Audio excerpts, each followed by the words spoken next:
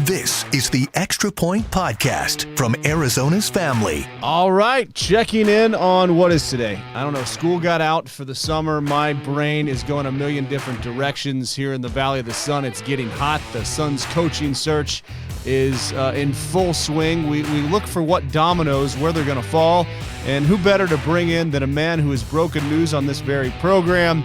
He's technically still Flex from Jersey, but I have a feeling he's going to start calling the Valley of the Sun home soon. Flex, it's good to see you, man. How are you? What's up, my brother? Pleasure to be on, man. Always a pleasure. All right, so we've been working on this for a while. Are you gonna make your way out here? Are you gonna be here by opening night next year? I will. Affirmative. Me and my family will be in Arizona by opening night of next year. Hopefully in the next 6 to 8 weeks. I'm looking forward to it, brother. All right, so we got to see you at every Suns game. We're excited about that. We have some big things happening at Arizona's family, and man, it'll be fun to have you here. And interested to see what this roster is going to look like, and the coaching search looks like. So I mean, let's start there. You go back to this time last year. And that's when the Kevin Durant rumors were heating up, and of course, finals and the draft, and we talked about that. And now that he's here, where do you look as far as the dominoes go for the head coach? What's the first domino to fall where you feel like we'll get more of an answer of who the coach is going to be? Yeah, like I talked about it at length a couple shows ago. They're casting a wide net. They're bringing in people to talk, and they're still having the interview process. They've narrowed some names down. I've spoken at length about my feelings about Kenny Atkinson. I actually did a show on Rip City Radio a week ago and the Above the Rim podcast, and I talked about Kenny Atkinson before that name got thrown out there, because I had told there's a lot of interest in a guy like him with that system in Golden State and the potential that he has to do some of those inside wrinkles, with Golden State or with Kevin Durant and Devin Booker. It's definitely of interest. So they're bringing some guys in. You got Jody Fernandez coming in, obviously Nick Nurse, and a plethora of other guys that are coming in. But it's starting to move along now. I would anticipate that within the next 7 to 10 days, maybe even sooner, we're going to be able to narrow this down much more. All right, so as you look for the dominoes to fall here, and we're all thinking, okay, assistant coach Kevin Young on the staff, does he get a crack at it here? Do they go Nick Nurse?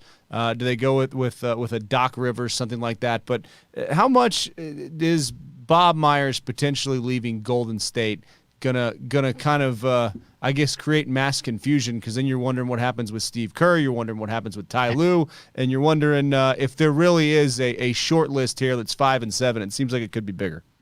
Man, this is what keeps me up at night, brother. It never ends, and yeah, Bob Myers is a big part of this puzzle. I wouldn't say that it's as impactful for the Suns, but for the league in general, yes.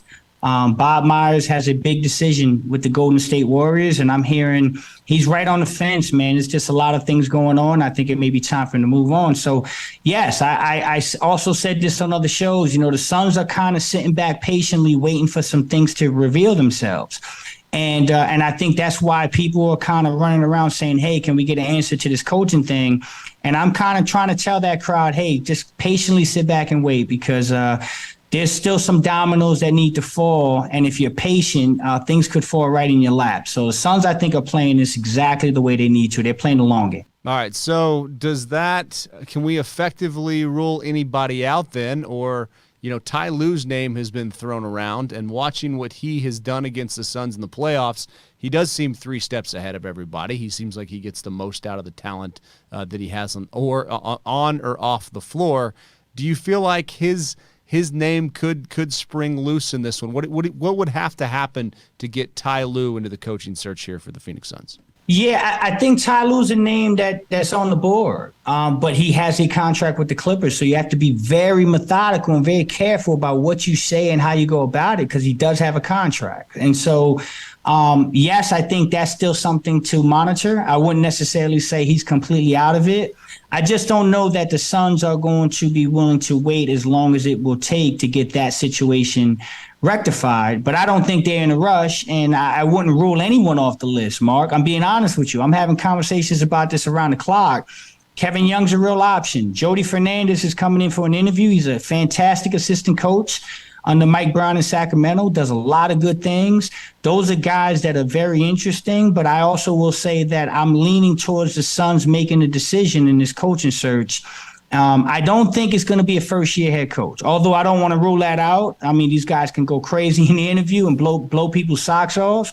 And if that happens, it changes the dynamic. But it's a lot of people. Doc Rivers, like you said, Nick Nurse, a plethora of options for the Phoenix Suns. And I can't forget Kenny Atkinson.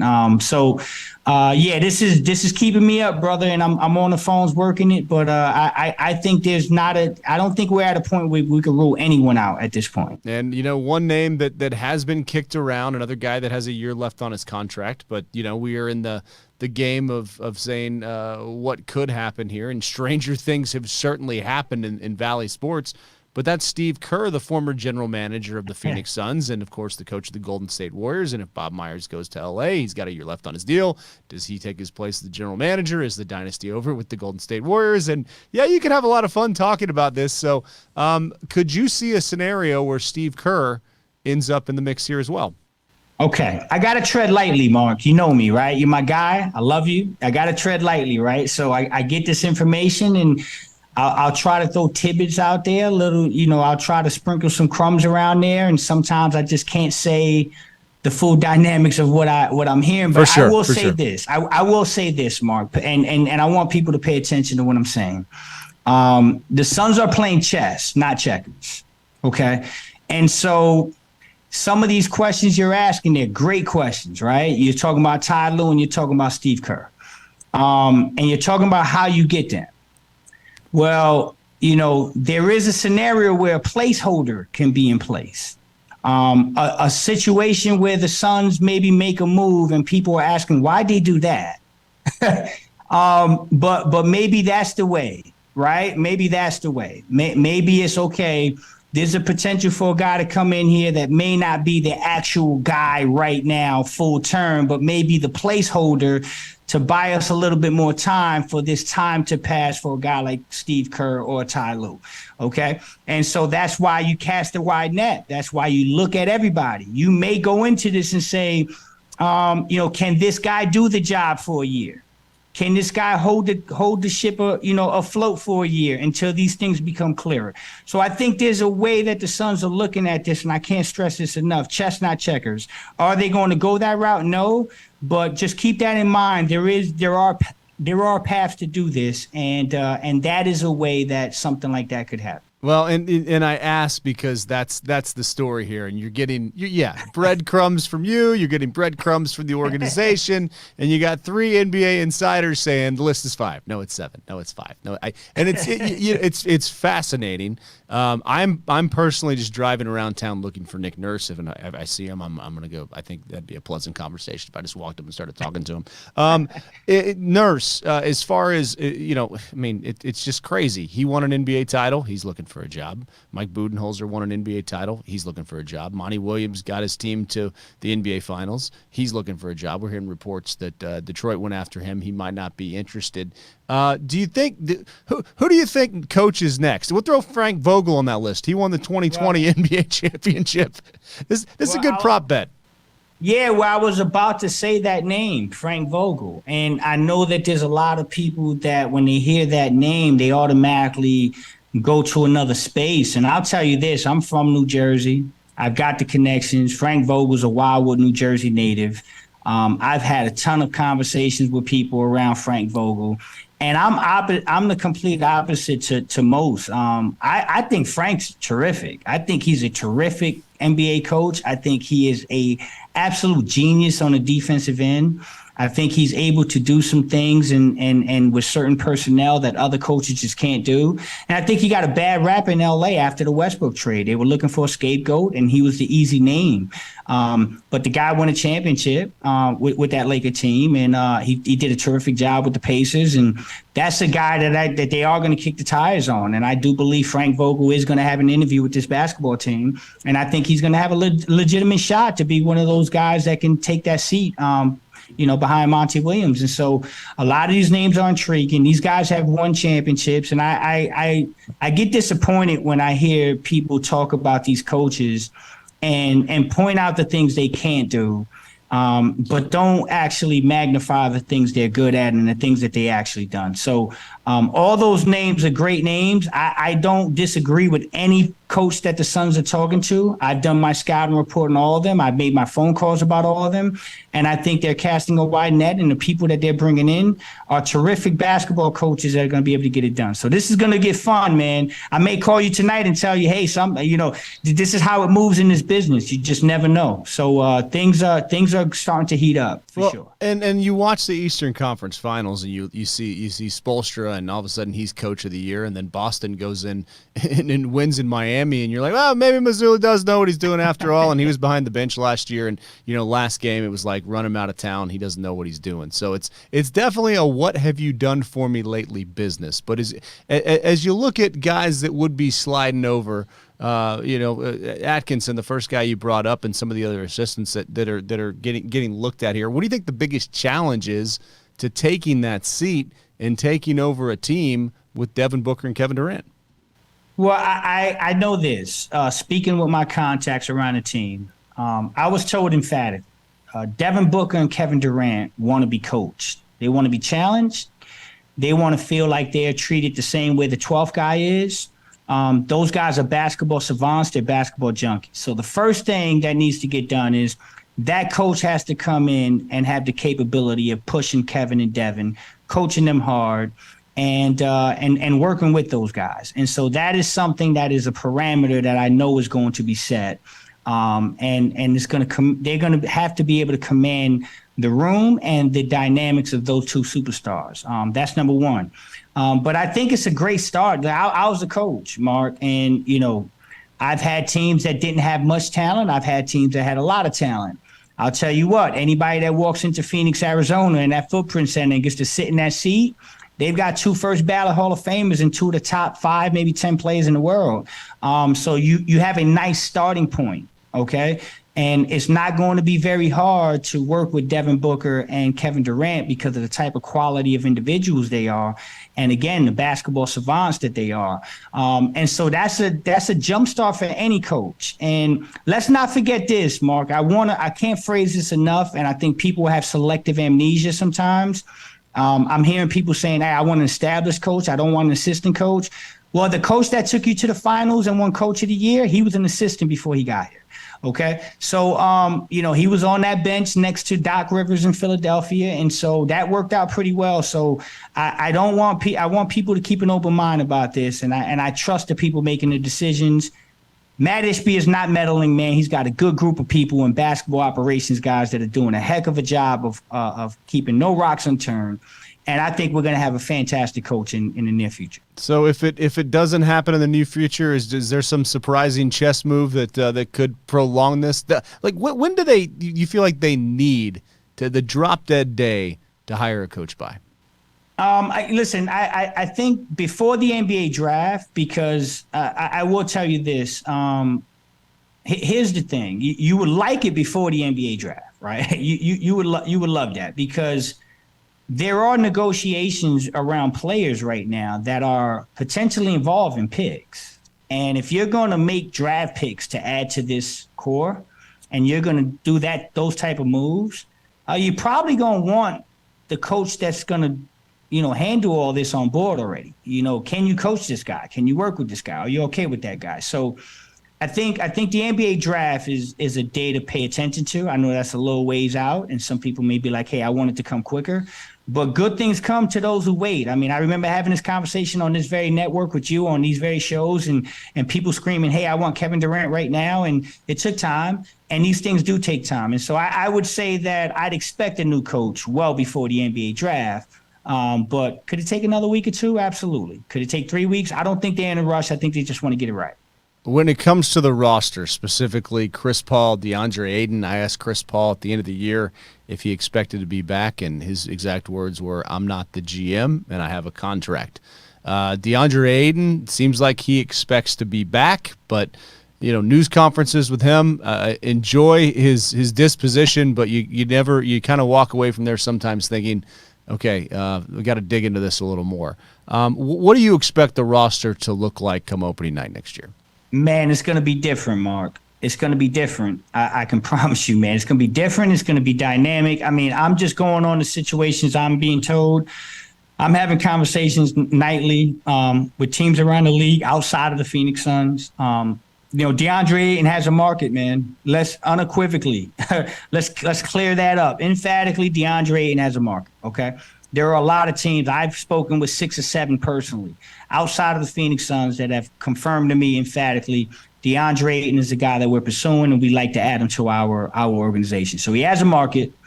I do believe that the Phoenix Suns are in a unique situation, and I'll kind of try to explain this a little bit.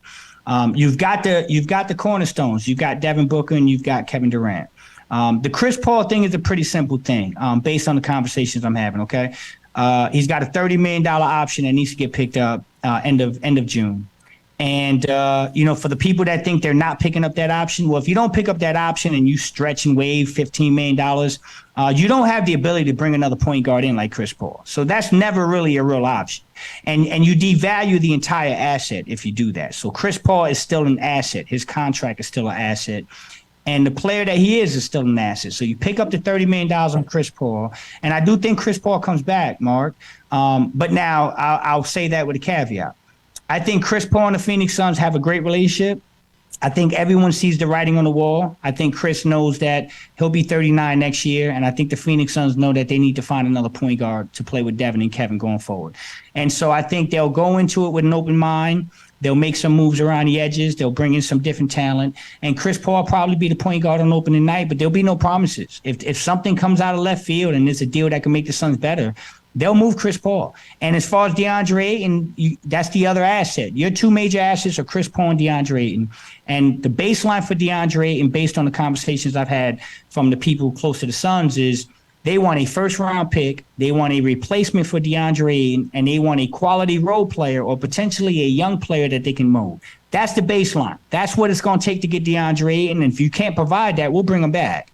But, yeah, first-round pick, replacement for DeAndre Ayton, and a very good role player or / young up-and-coming player that could be molded. Well, and I'm interested to see how DeAndre Ayton responds to a new coach, because I feel like he got worse over the last 2 years, and we saw him during the finals run, and that was a different player than we saw. Perhaps the rib injury was there before. Would like to dig into that a little more. One wild idea I had here is we're talking about placeholders. Mm-hmm. Follow me on this. It's just an idea. What about have Chris Paul coach the team? I mean, if he's smart enough.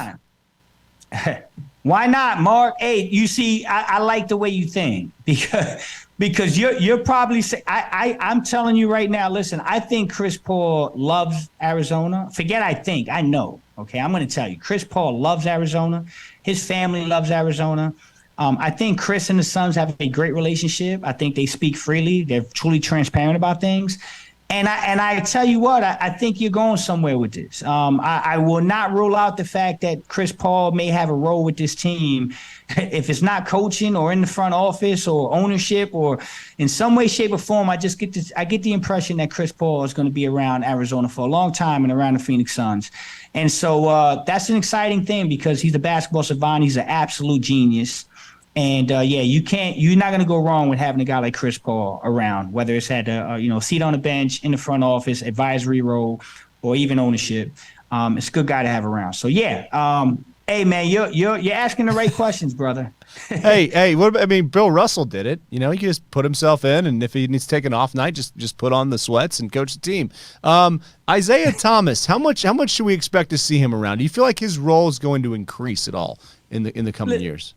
Listen, Isaiah, let's be honest, man. Mark, I love you. You're my guy, right? If I started a basketball operation somewhere, you're my guy. I would probably reach out to Mark McClune and say, hey man, could you help me out with things? So I got to show you the picture of me playing basketball, by the way, that's floating around. The shorts were a little shorter back then. It's not flattering, but it just shows I was a hooper. But we digress. Continue the thought. I know you're a hooper.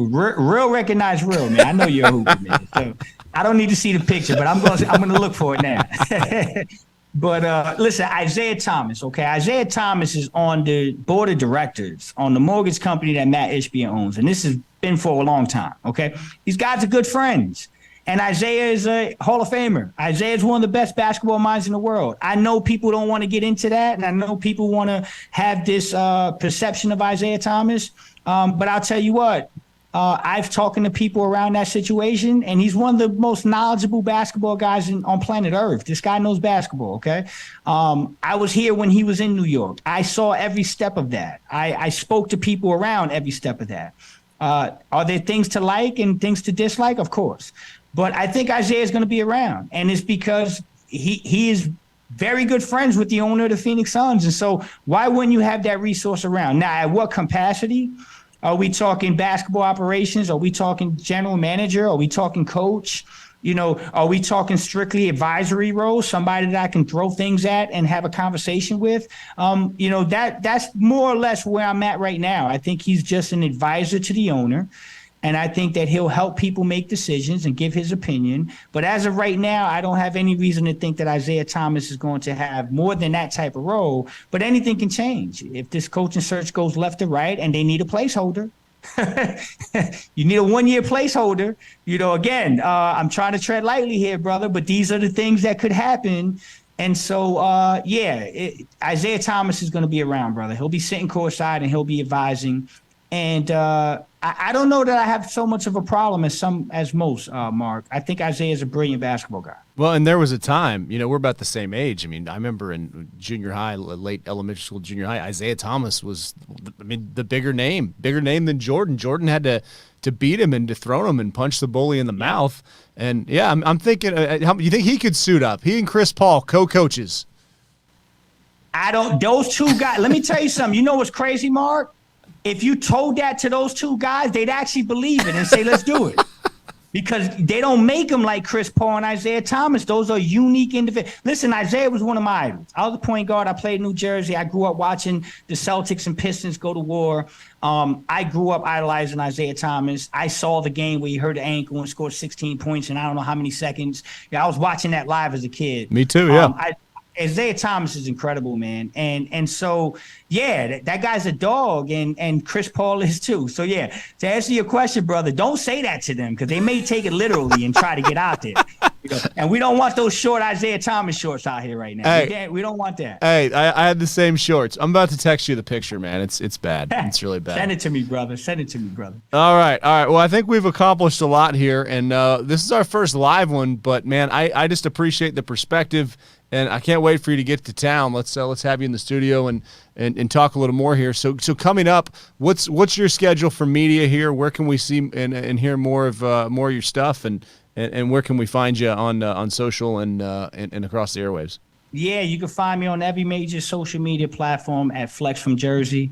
I'll be doing work with you guys. I'll be doing work with 98.7. I'll be doing work with the Coast to Coast podcast. And I'm going to be a busy guy. I'm moving coast to coast. I'll be out in Arizona soon, and I'll be out there house shopping and looking for stuff with my family. So you might see me out there shortly. And you got me, man. You guys are family. You guys been great to me. So anytime I'm out there, man, you just give me a call. I'll roll up over to the studio and we can do some work, man. Always appreciate it, and it's a pleasure and honor to be on, bro. Let's do it. Hey, maybe wait until like September to get here, though, man. It's heating up. That's what they're telling Enjoy the me, shore Mark. one more summer. That's what they're telling me, Mark. That's what they're telling me, man. Everyone's telling me that, but I don't know that I can wait, brother. I just can't wait to get out there. So I may wait to the very end, maybe August, and get through it. But I will spend probably 4th of July on the beach for sure. Do it. Well, hey, ladies and gentlemen, Flex is coming to town. And before he comes to town, joining us here on the Extra Point Podcast, we appreciate it. Be blessed, my friend, and we look forward to having you out here in person. Appreciate you, my brother. The Extra Point Podcast is a production of 3TV, CBS5, and azfamily.com in Phoenix, Arizona.